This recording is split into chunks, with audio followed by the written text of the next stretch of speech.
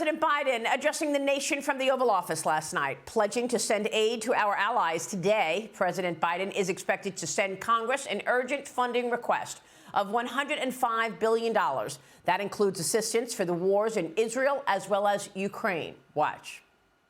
I'm going to send to Congress an urgent budget request to fund America's national security needs, to support our critical partners, including Israel and Ukraine.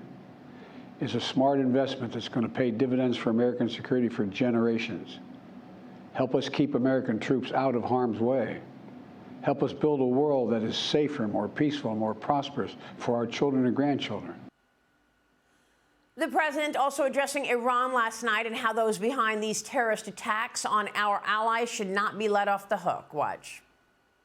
Iran is supporting Russia in Ukraine, and it's supporting Hamas and other terrorist groups in the region, and will continue to hold them accountable, I might add. Reaction from our panel, Caroline, Kara, Cheryl. Caroline.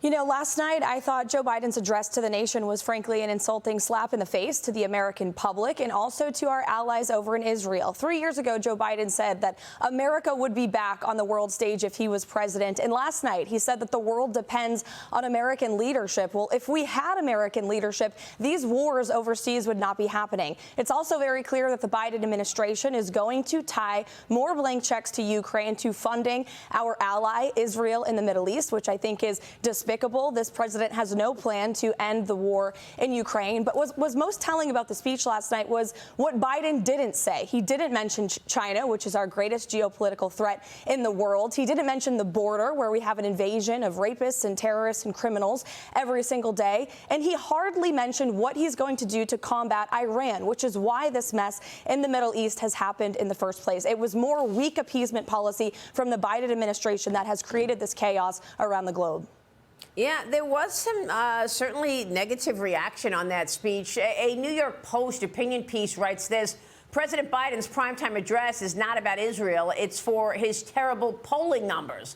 This, as recent Fox News poll shows, President Biden's approval rating declining again, currently sitting at 41%. Kara, how do you look at it? I mean, I think this is absolutely a sop to not just his base, but Americans, because we know that from Rasmussen polling in October that 66% of voters think that Israel has a right to fight back and eliminate Hamas. So I do think that this was originally supposed to be a Ukraine speech. He shoehorned in Israel, which is unfortunate because tying Ukraine funding, as Caroline said, to the war in Israel is absolutely, it's wrong. It's completely wrong.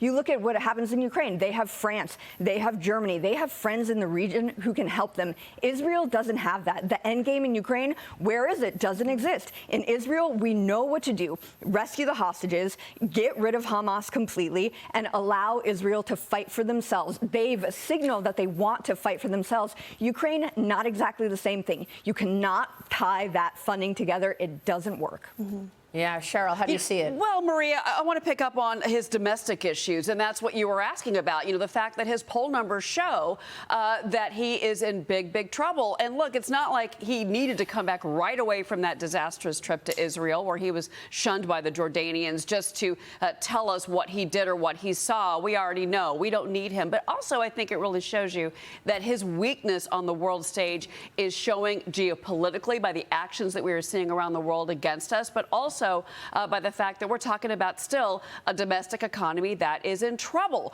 Oil prices that are going to be going higher. Oil's already, Maria, over $90 a barrel today. Gasoline prices are going to be quick to follow. You know this. So we are going to see more and more a president that knows that he's got an issue in 2024. So I think really Americans at the end of the day still are saying the economy was in trouble before. We don't respect this president, and it's about to get worse. And this is the same president who the first week he was in office, he killed the the Keystone Pipeline, and he said many more things to make us less energy independent. We are now energy dependent on, I don't know, Russia, the Saudis, OPEC Plus. This is going to sting him at home, and I think that's why he addressed the nation last night, Maria. Yeah, that makes a lot of sense.